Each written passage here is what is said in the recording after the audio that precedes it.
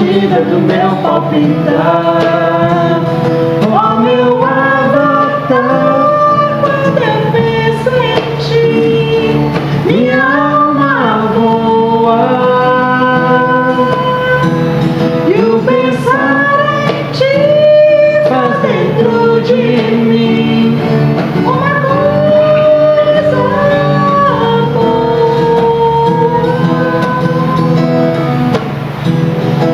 Tu és o meu desejo mais profundo,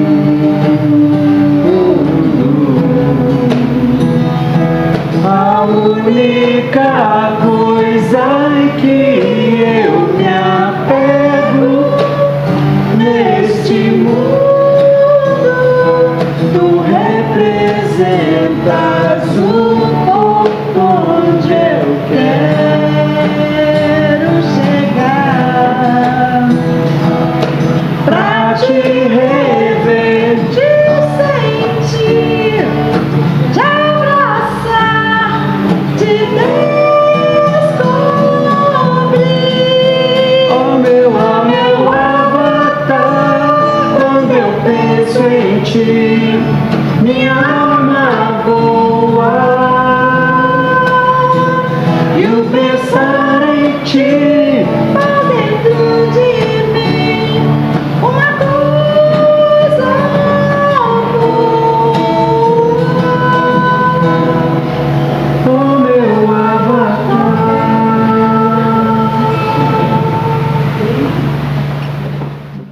Bom, agradecemos aí, né, os companheiros pela música. Apesar de ter sido uma música só, né, pessoal? Porque a gente tem que cumprir o horário, né? Mas já deu aí para serenar nossos corações. Então, boa noite a todos. Sejam bem-vindos à Casa de Miramês. Né, temos nessa noite de hoje um estudo, a imortalidade da alma. Quem vai fazer o estudo por nós é o nosso companheiro Edmar. Então, nós estamos aqui unidos em pensamentos, que possamos aprender, né, sobre a luz da doutrina espírita, esse assunto tão importante para o entendimento, para o crescimento, né, nessa nossa caminhada aqui no nosso planeta Terra. Vamos então aproveitar esse momento de serenidade para nós fazermos a prece inicial, agradecendo a Jesus, nosso mestre amado, nosso companheiro, por essa luz que se faz presente nesse ambiente, agradecendo a Miramês, toda a sua equipe que nos recebe de braços abertos, já nos amparando e nos auxiliando a cada necessidade dos irmãos aqui presentes. Que possamos nessa noite de hoje estar com os corações abertos, a mente, para recebermos o ensinamento do Evangelho de Jesus, nosso Mestre amado, que possa eternizar dentro de nós, para que possamos a cada dia estar mais próximo de Ti, Mestre amado. Jesus, querido amigo, esteja conosco, hoje e por todo sempre, que assim seja. Convidamos então o Edmar a fazer o estudo por nós, Edmar. Obrigado. Uma boa noite a todos. Que Jesus ilumine, né, os nossos corações, que os espíritos amigos possam nos auxiliar na tarefa, né, que a gente consiga transmitir adequadamente tudo aquilo que nós viemos aqui para transmitir e que vocês possam absorver, né, transmitir de forma que vocês consigam absorver o que estamos colocando. A imortalidade da alma, acho que todos têm essa essência, né? Porque nós já trazemos dentro de nós tudo isso, desde as nossas primeiras encarnações, nós já sentimos que a gente não morre. A gente vê todas as religiões, né, pregando aí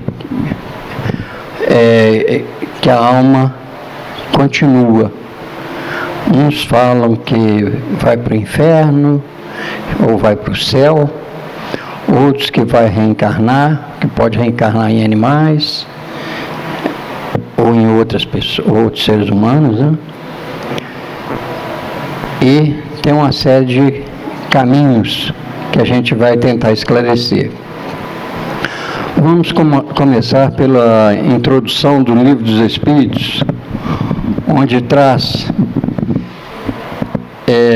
na segunda parte, que segundo uns, a alma é o princípio da vida material, orgânica. Não tem existência própria e se aniquila com a vida. É o materialismo. Outras pessoas pensam que a alma é o princípio da inteligência, agente universal do qual cada ser absorve uma certa porção.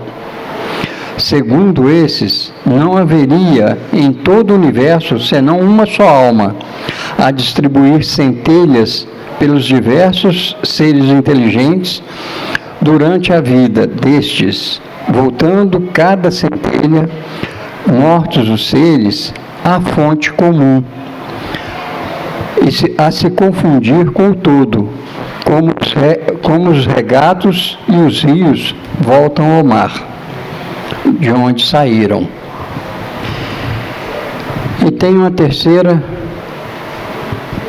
que nos diz que, segundo outros, finalmente a alma é um ser moral. Então, a alma é um ser moral e distinto, independente da matéria.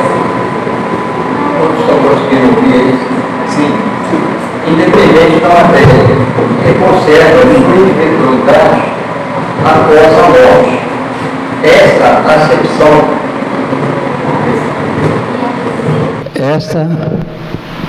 A acepção é sem contradita a mais geral, porque debaixo de um nome ou de outro, a ideia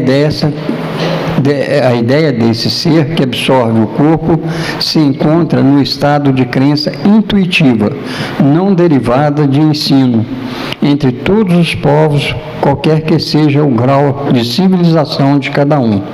Essa doutrina, segundo a qual a alma é causa e não efeito, é a dos espiritualistas.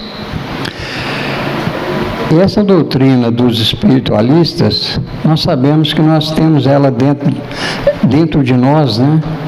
De todo sempre. Porque Deus, quando nos criou, já nos deu toda a intuição de tudo aquilo que nós precisamos, de toda a caminhada que nós precisamos, de toda essa essência que somos nós.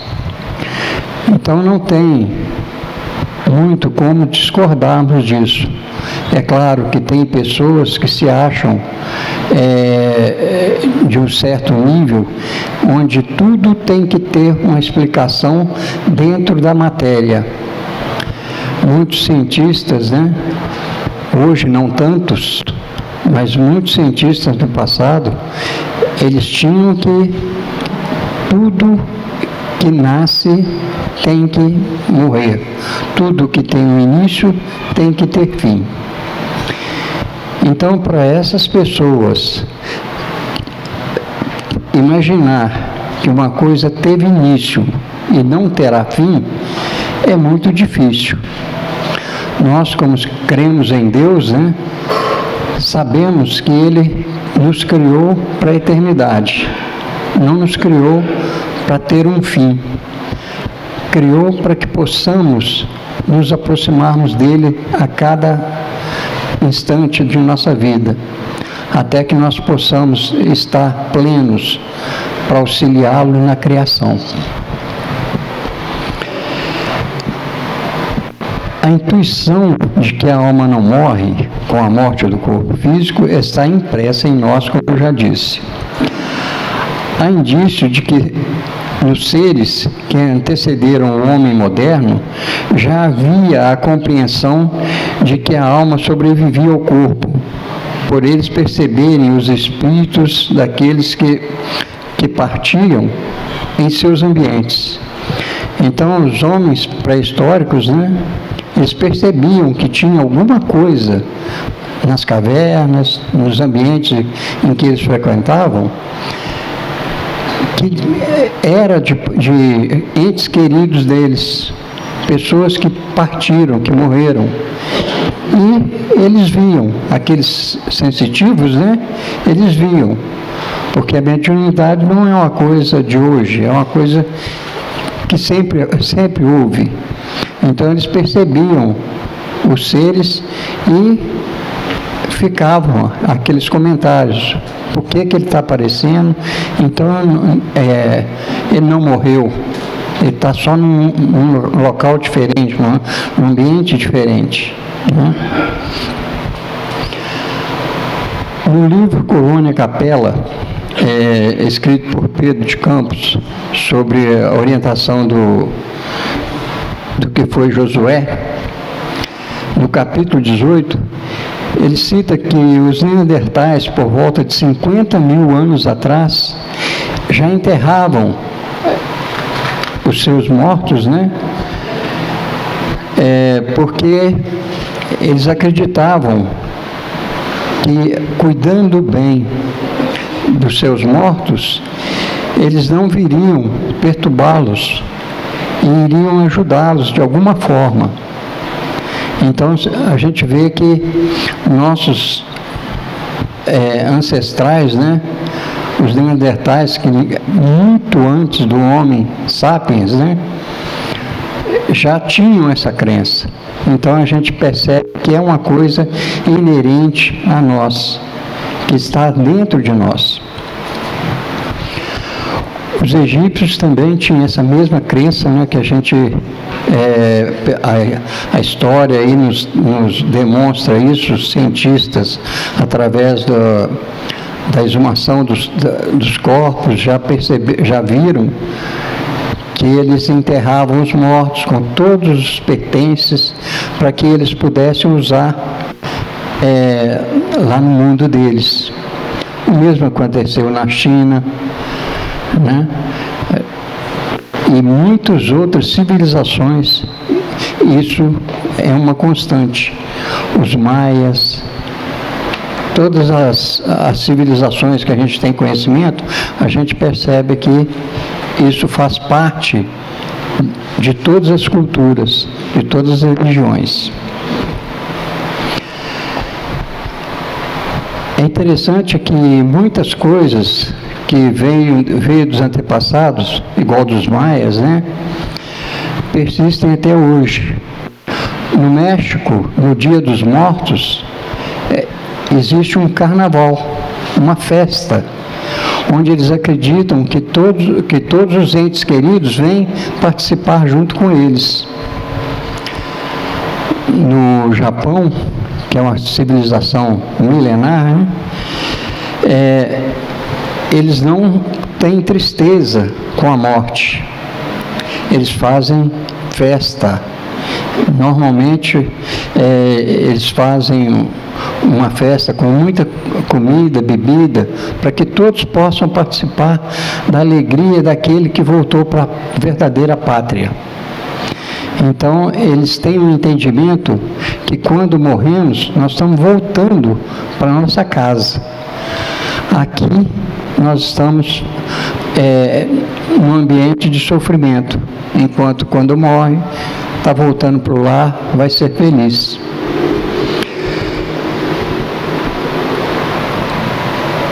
Na Índia, a gente, pelo prisma do hinduísmo, né, há a certeza da eternidade.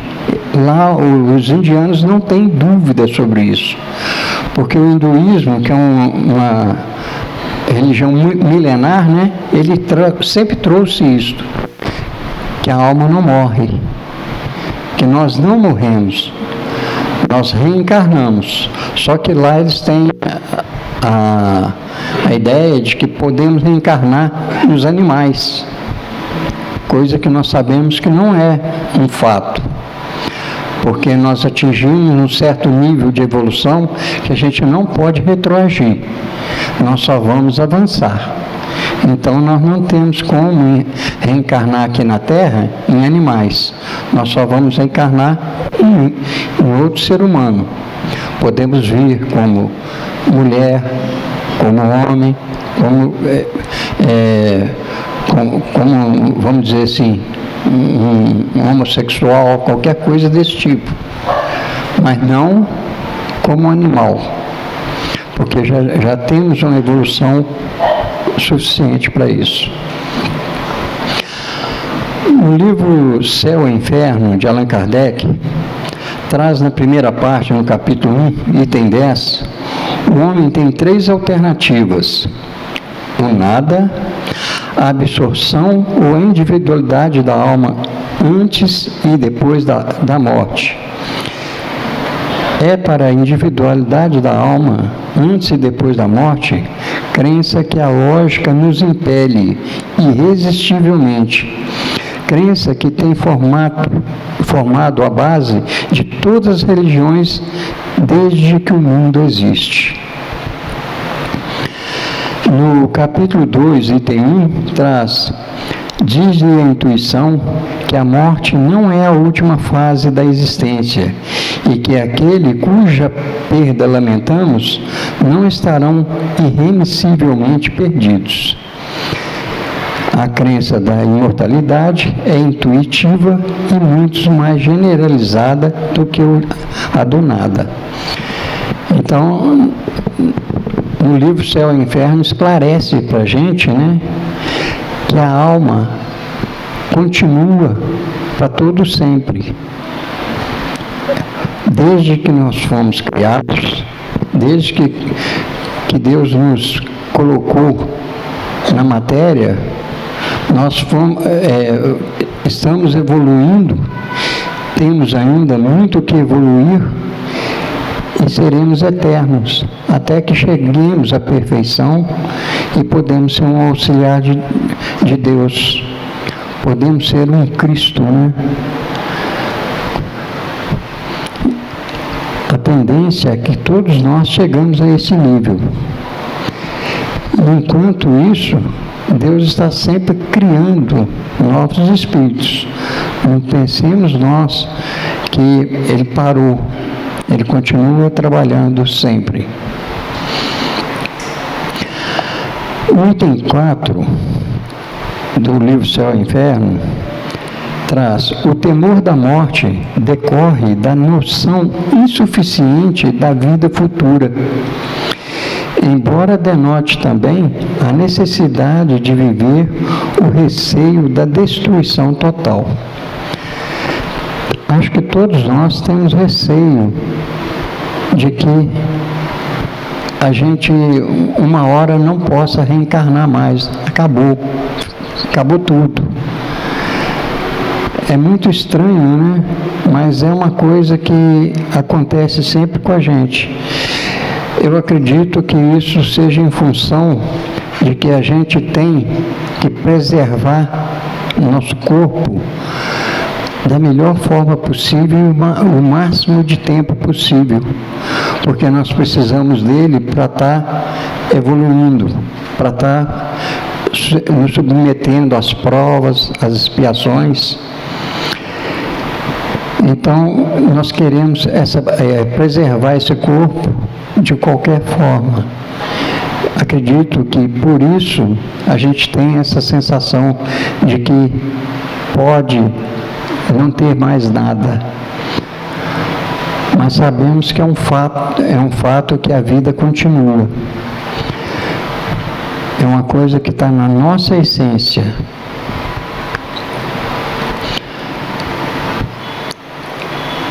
No Evangelho segundo o Espiritismo, no capítulo 2, item 1, traz que Pilatos, tendo entrado de novo no palácio e feito vir Jesus à sua presença, perguntou-lhe: és o rei dos judeus? Respondeu-lhe Jesus: meu reino não é deste mundo. Se o meu reino fosse deste mundo, a minha gente houvera combatido para impedir que eu caísse nas mãos dos judeus. Mas meu reino ainda não é aqui. Disse-lhe então Pilatos: és, pois, rei? Jesus lhe respondeu: tu o dizes, sou rei, não nasci e não vim a este mundo senão para dar testemunho da verdade. Aquele que pertence à verdade, escuta a minha voz. Isso está lá em João, capítulo 18, versículos 33 e 36 e 37. Nós vemos aqui que Jesus deixa claro que o reino dele não é deste mundo, que ele está aqui só para dar testemunho e para fazer cumprir as leis divinas. Ora, se o reino dele não é desse mundo, é porque o reino continua. E nós sabemos que ele colocou claramente, que na casa do Pai há muitas moradas.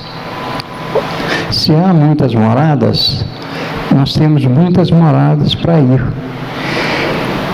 Então, muitas vezes, nós não vamos reencarnar aqui na Terra. Vamos reencarnar em outros mundos, de forma diferente. Só que isso não nos afasta daqueles entes queridos que nós temos aqui. A reencarnação num outro mundo não significa que nós perdemos os laços daqueles que nós amamos, daqueles que nós convivemos aqui na Terra. Tanto na Terra, quanto no mundo espiritual aqui da Terra, que estão abrangentes nesse planeta. Porque temos muito mais desencarnados do que encarnados. Então, nossa família é muito maior do que essa que está encarnada aqui. É muito maior do que essa que a gente lembra no corpo físico. Nossa família é enorme na pátria espiritual, porque nós já tivemos muitas encarnações e conhecemos muita gente, fizemos muitos amigos e também muitos inimigos, com certeza, Se nós não tivéssemos inimigos, nós não estaríamos passando porque nós passamos aqui, Se nós estamos num mundo de provas e expiações, é porque nós cometemos muitas falhas. Gerou inimizades, gerou contratempos, que nos leva a passar pelo que nós passamos. Toda a tribulação que nós passamos na Terra são em função daquilo que a gente adquiriu no passado, das nossas faltas cometidas.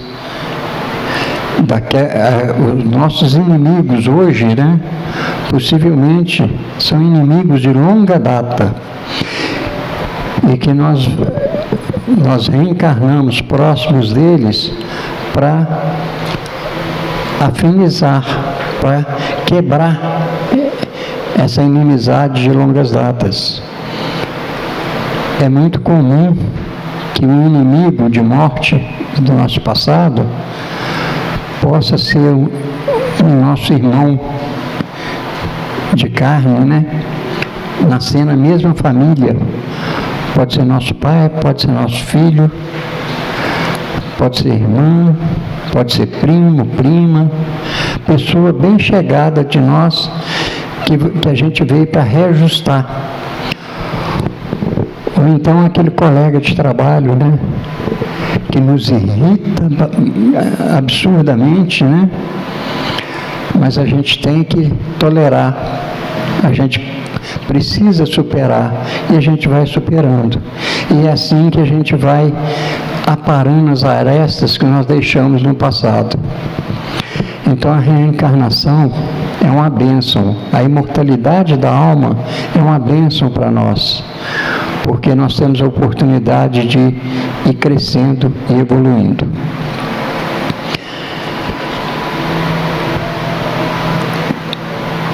No item 2 do Evangelho, do capítulo 2, traz. Por essas palavras, Jesus claramente se refere à vida futura. E ele apresenta em todas as circunstâncias como a meta que a humanidade irá ter como devendo constituir objeto das maiores preocupações do homem na Terra. Então, as maiores preocupações nossas é nos prepararmos para a vida futura, porque já que a alma é imortal, nós vamos ter muitas e muitas encarnações. Outro dia, aqui nessa casa, foi colocado que nós já tivemos, em média, 900 encarnações aqui na Terra. Isso já como seres humanos, seres hominais. Ora, nós tivemos aproximadamente 900 em média. Provavelmente vamos ter alguns milhares pela frente, porque a nossa caminhada é muito longa. Nós somos pré-adolescentes na caminhada que nós estamos fazendo. Nós estamos acabando de sair da infância. Estamos aprendendo beabá agora. Então, tudo isso que nós estamos estudando é o início da nossa alfabetização. Nós temos uma caminhada muito grande e precisamos estar atento por tudo aquilo que Jesus nos colocou para que a gente possa crescer, para que a gente possa aproximar um pouco dos ensinamentos que Ele nos deixou e crescer, evoluir e poder ser pessoas melhores. É interessante como, se a gente fizer uma análise todo dia de tudo aquilo que a gente praticou, a gente sempre encontra uma falha que a gente cometeu. A gente sempre tem um pecado cometido no dia. Eu acredito que qualquer pessoa que faça uma análise sistemática do seu dia vai encontrar uma coisa que ele poderia ter feito diferente, uma palavra que ele poderia ter dito de uma forma diferente, um conselho que deixou de dar, uma ajuda que deixou de dar, muitas coisinhas que a gente comete falhas no dia a dia, às vezes pela própria correria que a gente tem. Nós estamos sempre tão preocupados com o tempo, em fazer as coisas no trabalho, no lar, que a gente comete pequenas faltas que a gente não percebe. E só parando e analisando todo o nosso dia é que a gente consegue ver uma ou outra falha. Não todas, porque tem muitas coisas, muitas falhas nossas que a gente nem sabe que é falha ainda, porque nós ainda estamos no início da caminhada. Nós ainda somos semi-analfabetos, então temos muito que aprender. E o nosso aprendizado é conhecer as nossas falhas, conhecer as necessidades de melhoria que nós temos. No Livro dos Espíritos, na questão 83, Kardec faz um questionamento aos espíritos, que é o seguinte: os espíritos têm fim? Compreende-se que seja eterno o princípio de onde eles emanam. Mas o que perguntamos é se suas individualidades têm um termo. E se, em dado tempo, mais ou menos longo, o elemento de que são formados não se dissemina e volta à massa de onde saiu, como sucede com os corpos materiais. É difícil de conceber que uma coisa que teve começo não ter fim. Então, Kardec quer um esclarecimento, né?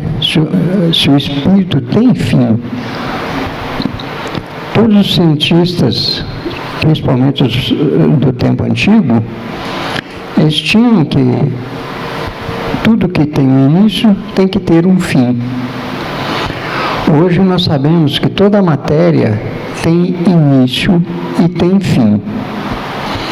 Sabemos que os planetas, que as estrelas, tudo teve um início e vai ter um fim. Todos os dias os cientistas percebem um planeta, uma estrela que acabou, que morreu. Tem os buracos negros, né, que absorvem uma série de planetas que morreram. Eles vão absorvendo tudo isto. Então a gente já sabe, cientificamente já tem comprovado que toda matéria tem início e tem fim. A Terra vai ter um fim. Ela teve um início e vai ter um fim. O Sol, os planetas do sistema solar, né? A própria Via Láctea vai ter um fim. Mas o Espírito não tem um fim. Deus criou o Espírito eterno. Ele teve princípio e não terá fim. Então vamos ver a resposta que os Espíritos dão. Há muitas coisas que não compreendeis, porque tendes limitada a inteligência. Isso, porém, não é razão para que as repilais. O filho não compreende tudo que é seu pai é compreensível. Nem o ignorante tudo que o sábio apreende. Dizemos que a existência dos espíritos não tem fim. É tudo o que podemos, por hora, dizer. Por que os espíritos colocam dessa forma?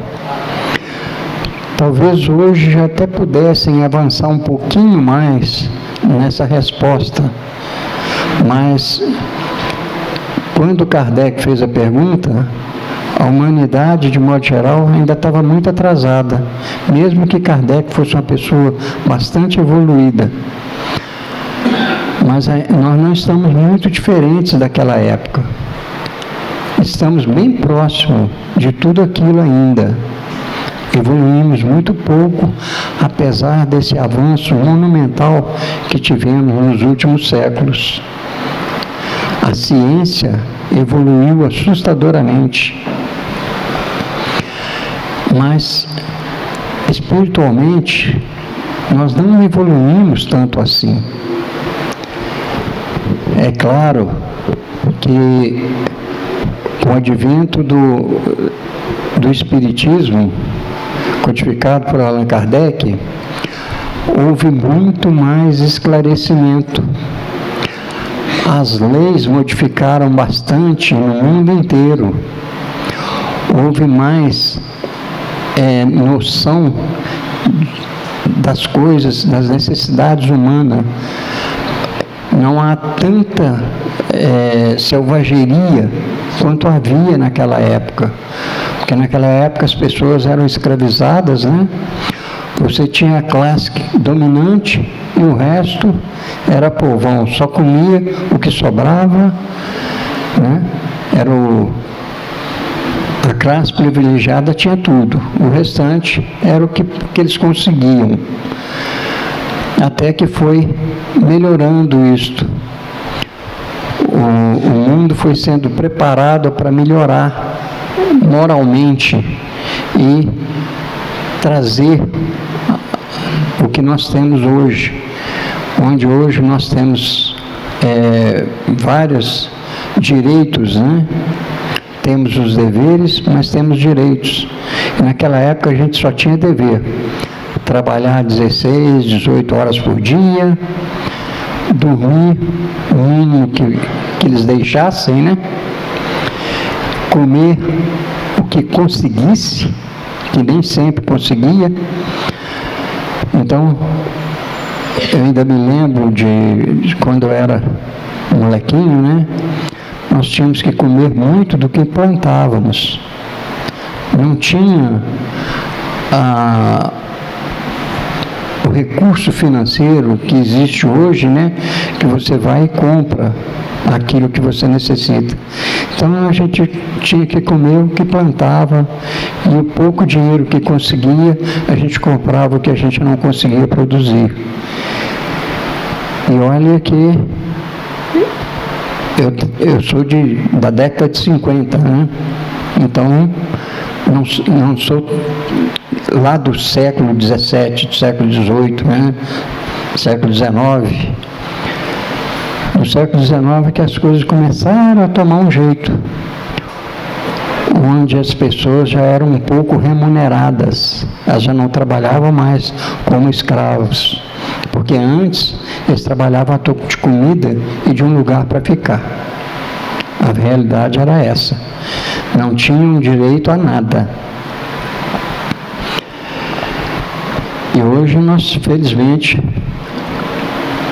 pelo menos na maior parte do planeta, né, já temos os recursos para comprar, para adquirir os bens necessários para a gente ter uma vida mais confortável.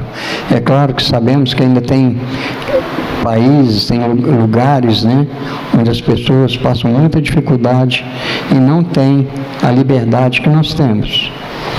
Mas isso foi mudando com a vinda do Espiritismo. Foi na época do Espiritismo que começou a mudar essa característica. Na questão 134 do Livro dos Espíritos, é perguntado: o que é a alma? Um espírito encarnado. A nossa alma é o espírito que foi criado, que já encarnou inúmeras vezes e ainda tem inúmeras encarnações pela frente. A diferença é que a alma é um espírito encarnado. E quando estamos na erraticidade, né, quando estamos no mundo espiritual, nós somos espíritos. Mas é a mesma coisa. Aqui na questão A, o que era a alma antes de unir o corpo? Os espíritos respondem: espírito. E na questão B, as almas e os espíritos, portanto, são idênticos à mesma coisa? Sim. As almas não são senão os espíritos antes de se unir ao corpo. A alma é um dos seres inteligentes que povoam o mundo invisível, os quais temporariamente revestem um invólucro carnal para se purificarem e esclarecerem. Muito importante isso aqui. Temporariamente tem um corpo carnal, um invólucro carnal, né? E é nisso que a maioria das religiões antigas e até atuais acreditam. Como no caso do Japão, que eles fazem festa quando a pessoa desencarna, porque está indo para a pátria espiritual, está voltando para a pátria. Então a nossa verdadeira pátria é o mundo espiritual. Nós temos um corpo aqui que é temporário, que é apenas durante a nossa encarnação, para que possamos estar cumprindo as nossas provas e as nossas expiações.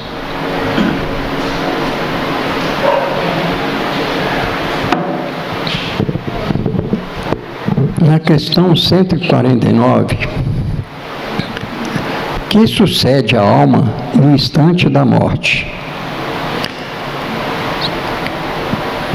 Kardec faz a pergunta, né? O que sucede no instante que a alma sai do corpo físico, né? No instante que o corpo físico morre, perde a essência vital. Os espíritos respondem: volta a ser espírito, isto é, volve ao mundo dos espíritos, de onde se apartara momentaneamente. Mais uma vez, a afirmação de que o nosso mundo é o espiritual. A nossa verdadeira pátria é espiritual.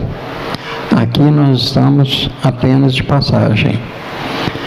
E temos que fazer essa passagem bem feita, procurando evoluir, procurando crescer, procurando melhorar, para que a gente possa retornar ao mundo espiritual numa condição melhor. A questão 150 nos traz: a alma após a morte conserva a sua individualidade? Então Kardec está perguntando se depois da morte a alma continua individual, conserva essa individualidade, ou se seria como colocado anteriormente, né? Volta a ser um corpo, um espírito que tinha mandado a centelha, ou simplesmente morre com o corpo, né? Aí a resposta dos espíritos: simples, sim, jamais a perde. Que seria ela se não a conservasse? Então a alma, quando sai do corpo, ela continua individual. É um espírito que continua com todas as características que nós já adquirimos em todas as nossas encarnações. Então, normalmente nós temos inclusive o perispírito, a característica da última encarnação. Ou seja, se morrermos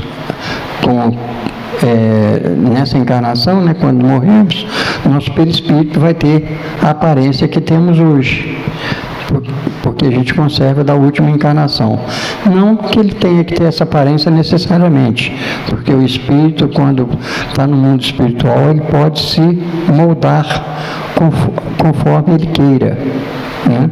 Ele pode assumir a aparência de uma encarnação anterior, se isso foi importante para ele ou para o ambiente que ele esteja. Na questão A, Kardec pergunta: como comprova a alma a sua individualidade, uma vez que não tem mais corpo material? A resposta: continua a ter um fluido que lhe é próprio, haurido na atmosfera de seu planeta e que guarda a aparência de tua última encarnação, seu perispírito. Eu até adiantei isso, né? Mas a resposta veio bem seguida. Então o perispírito, ele é feito de matéria, uma matéria sutil do planeta em que a gente está encarnado. Nós estamos encarnados na Terra, o perispírito tem uma matéria sutil que foi retirada aqui do planeta Terra.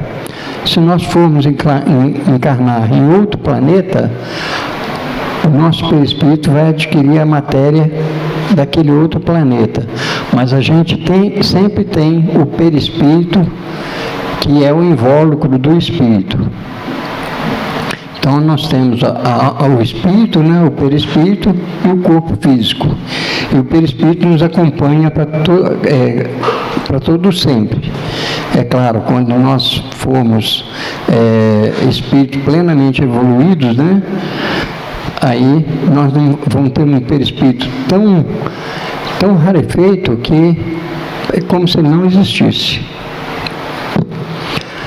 Na questão B, a alma nada leva consigo deste mundo? Então Kardec pergunta se a alma leva alguma coisa deste mundo, ou se ela não leva nada. Os espíritos respondem: nada, a não ser a lembrança e o desejo de ir para um mundo melhor. Lembrança cheia de doçura ou de amargor, conforme o uso que ela fez da vida. Quanto mais pura for, melhor compreenderá a futilidade do que deixou na terra. Acho que essa resposta fica bem clara para nós, né? Que a nossa alma leva aquilo que nós adquirimos de moral, do bem que a gente fez, mas leva também as manchas do mal que a gente possa ter praticado. Muito sofrimento que passamos aqui são manchas do mal que praticamos no passado. Então, tudo aquilo que fazemos de mal, nós vamos ter que reparar futuramente. E tudo aquilo que fazemos de bom, são benefícios que vamos ter. A nossa evolução é aquilo que a gente faz de bom ou de ruim. A parte material não vai nada conosco. Somente o amor que a gente tem para as pessoas que nos cercam, o amor que a gente pratica ajudando a todos aqueles que a gente possa ajudar, o amor que a gente pratica ao trabalho, ao bem-estar das outras pessoas. Então, o amor é a mola mestra. Material não vai nada. Toda a parte material fica aqui. Na questão 152, que prova podemos ter da individualidade da alma depois da morte? Interessante, né? Como que você vai provar que continua um ser individual depois que morreu? Os Espíritos nos respondem: não tendes essa prova na comunicação que recebeis? Se não fosseis cegos, veríeis. Se não fossem surdos, ouviríeis. Pois que muito a miúde uma voz vos fala, reveladora da existência de um ser que está fora de vós. Ora, é muito importante isso aqui, porque tem pessoas que têm várias sensibilidades, né? Tem pessoas que têm sensibilidades específicas. Mas até aqueles que não têm sensibilidade nenhuma, às vezes está com um dilema difícil de resolver no trabalho, em casa, de repente aparece. Às vezes vai dormir com aquele problema e no dia seguinte tem a resposta, tem a solução. Então o que é isto? É o nosso espírito que está recebendo as informações, né, do nosso espírito protetor. Ele está sempre nos ajudando, nos auxiliando, nos orientando. E tem os espíritos amigos, né? Além do nosso espírito protetor, tem vários espíritos que nos auxiliam na nossa caminhada. Então, eles estão sempre nos intuindo. Então, a intuição é uma forma de contato com o mundo espiritual. É tanto que tem uma posição dos espíritos que eles colocam que os espíritos são os que nos dirigem. As nossas atitudes muitas vezes vêm deles. Na questão 153, Kardec pergunta: em que sentido se deve entender a vida eterna? A vida do espírito é que é eterna. A do corpo é transitória e passageira. Quando o corpo morre, a alma retoma a vida eterna. Então, a vida do espírito é eterna. A vida do corpo não. Nós já sabemos disso, né? Porque os corpos de muitos entes queridos já se foram. Mas os entes queridos continuam e muitas vezes estão por perto, às vezes até nos auxiliando quando eles podem.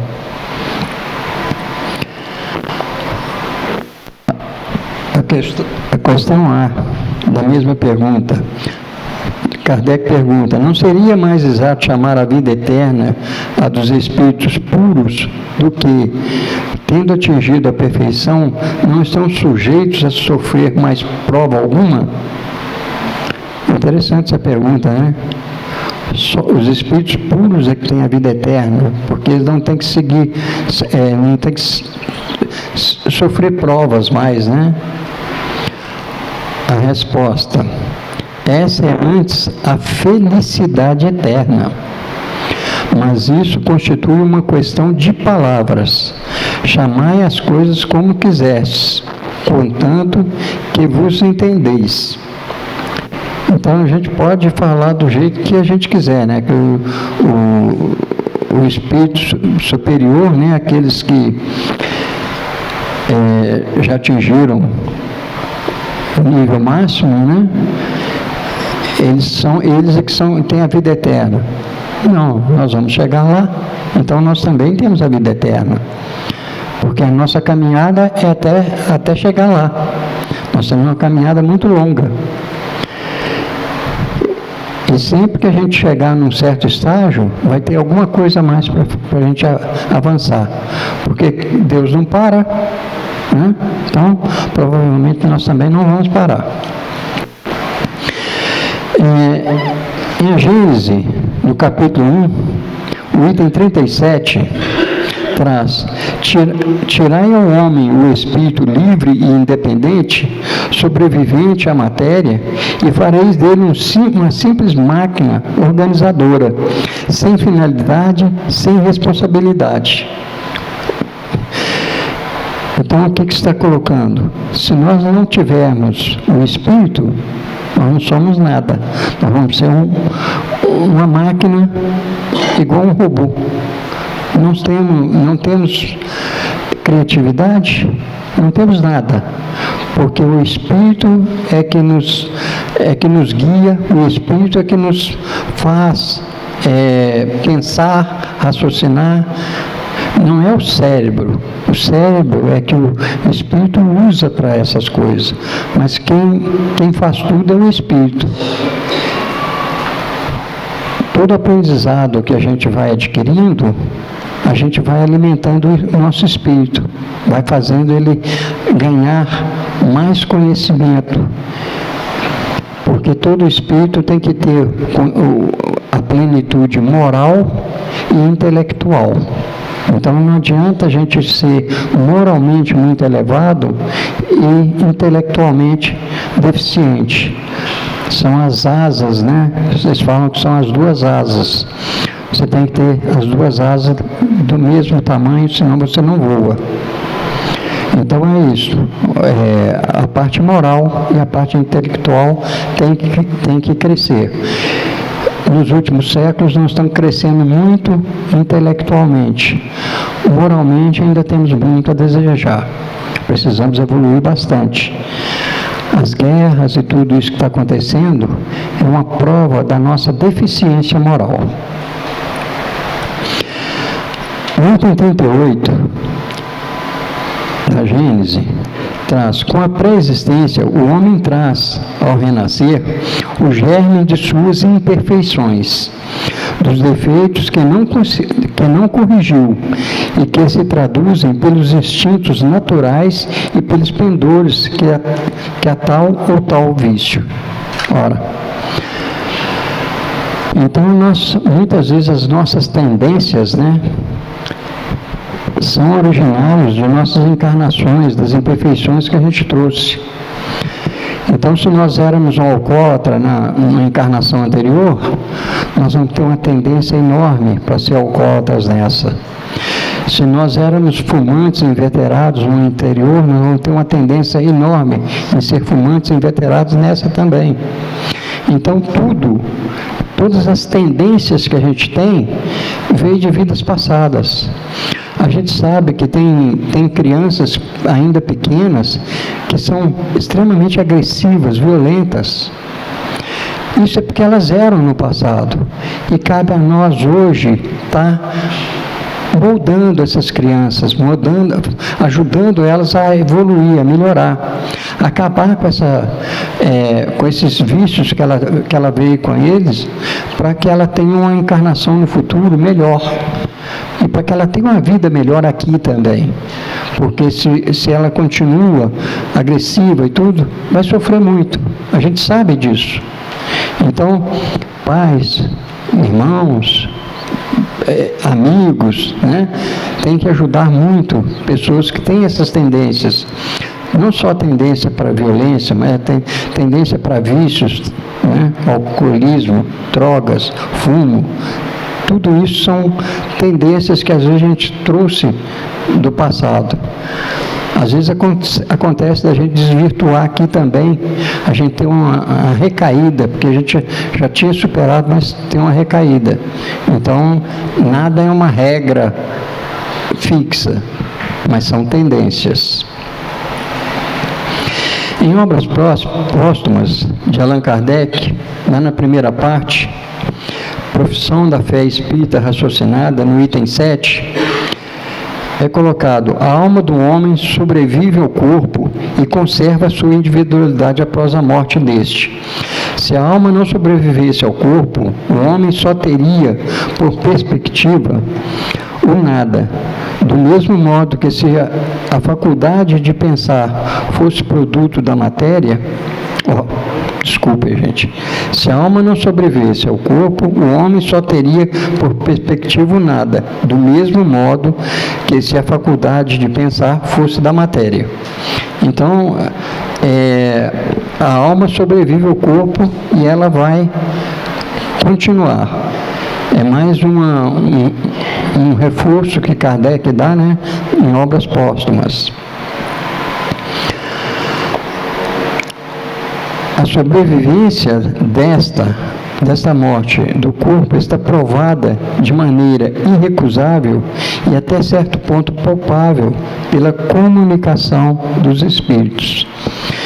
Então, nós que estamos numa casa espírita, nós sabemos que as comunicações dos espíritos são constantes e trazem sempre comprovações de que a alma sobrevive ao corpo. Tem uma parte interessante aqui, que eu deixei para o finalzinho, que é um estudo que é feito pela Universidade Federal de Juiz de Fora. São relatos de ocorrências, né, que comprovam a sobrevivência da alma e a reencarnação. Então eu vou ler rapidamente, porque o nosso tempo está esgotando. Relatos de como Érica muito interessam ao NUPES, Núcleo de Pesquisa e Espiritualidade e Saúde, da Universidade Federal de Juiz de Fora. O grupo acadêmico investiga a possibilidade da mente humana sobreviver ao perecimento do corpo físico. Abordagem científica para uma das questões mais centrais para a sociedade desde seus primórdios: se existe vida após a morte. Bom, a Érica aqui é um relato que eu vou passar para um outro que eu achei mais interessante. A conclusão é que, embora de fato haja muito charlatanismo nessa seara, há evidências que corroboram a ideia de que existia algum tipo de permanência da mente depois que morremos, ou que ao menos lhe dão o benefício da dupla.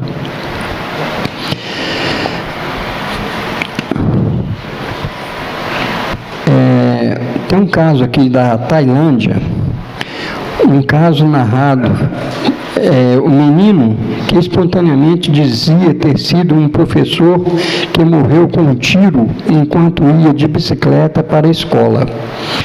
A investigação mostrou que o garoto conseguiu nomear corretamente o nome do docente, assim como o de seus pais, esposa e filhos. Gente que morava numa aldeia distante dele, sem qualquer conexão com a sua vida.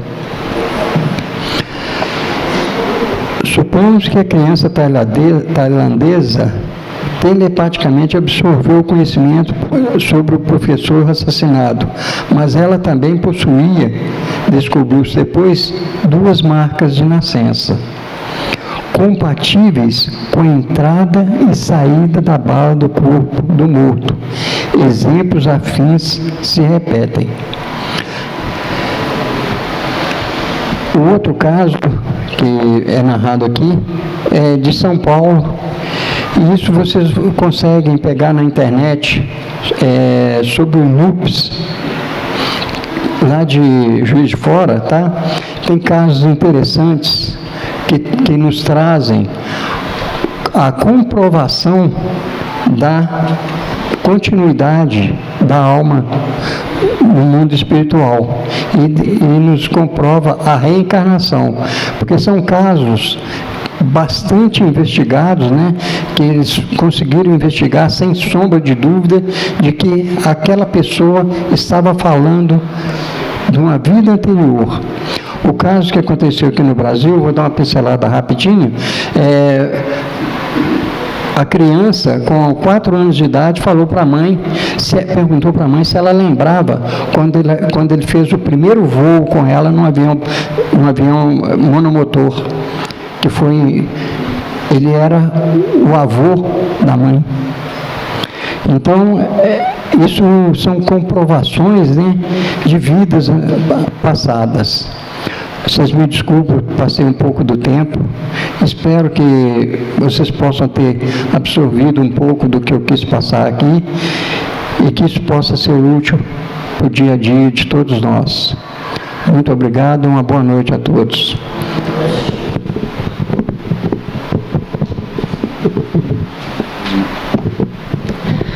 Agradecemos ao Edmar pelo estudo e nós temos aí, através desse estudo, a certeza, né, da justiça divina de Deus, nosso Pai, que nos dá essa oportunidade, né, de reencarnar para que possamos estar aí evoluindo e crescendo, porque a vida não para, né? Nós temos que dar essa continuidade. Essa é a justiça divina de Deus, nos abençoando aí dessa forma, dando-nos a oportunidade da reencarnação. Pessoal, trazendo aqui para vocês uns lembretes aqui rapidinhos, nós estamos em campanha, tá, para cestas básicas das famílias assistidas. Nós temos várias famílias aqui na nossa casa, né, que dependem dessa cesta básica. Então nós estamos pedindo aí arroz, açúcar, leite, óleo, farinha de mandioca, sabonete. Esse material pode ser entregue ali na recepção ou podem ser feitos também através de doação, né, através do Pix, que fica anexado ali no nosso mural, e também na biblioteca. Alguém quiser também colaborar lá, pode ir até a biblioteca e vai ser orientado. Nós temos na casa aqui, atendimentos fraterno, que acontece segunda, quartas e agora também aos domingos. Então, quem sentir a necessidade, né, de um atendimento, de um amparo, pode chegar com antecedência e deixar o nome na recepção, que será chamado para esse atendimento. Às quartas-feiras, a gente tem orientação espiritual, que funciona da mesma forma. Deixa o nome na recepção e a pessoa vai ser chamada, vai ser entregue no final, né, essa orientação espiritual. Tá bom, pessoal? Bom, vocês já devem ter visto esse cartaz espalhado aí, né, pessoal? Então, dia 20 de abril, nós vamos ter aí na casa não, vai ser na Escola Municipal José Ovidio Guerra, essa noite do macarrão. Esse é um objetivo de estar angariando fundos para a continuidade das obras na casa e também de manter as despesas da casa.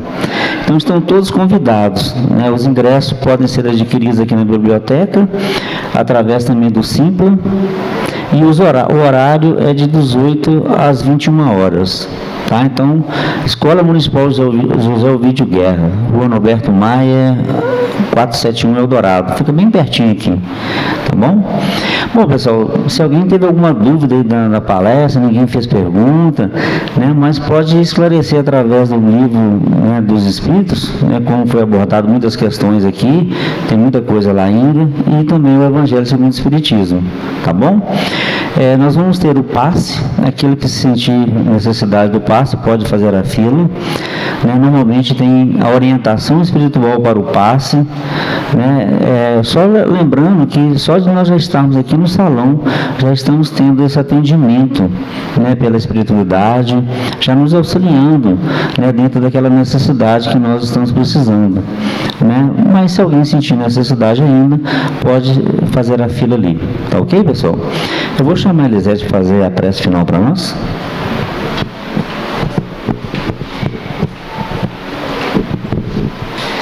Deus de infinita bondade e misericórdia, que a Tua luz seja luz em nós sempre, e que possamos, Senhor, voltar aos nossos lares, acompanhados de nossos amigos espirituais, Concedei-nos, Senhor, a serenidade necessária para aceitar as coisas que não podemos modificar, coragem para modificarmos aquelas que podemos e sabedoria para distinguir uma da outra. Que assim seja. Uma boa noite a todos.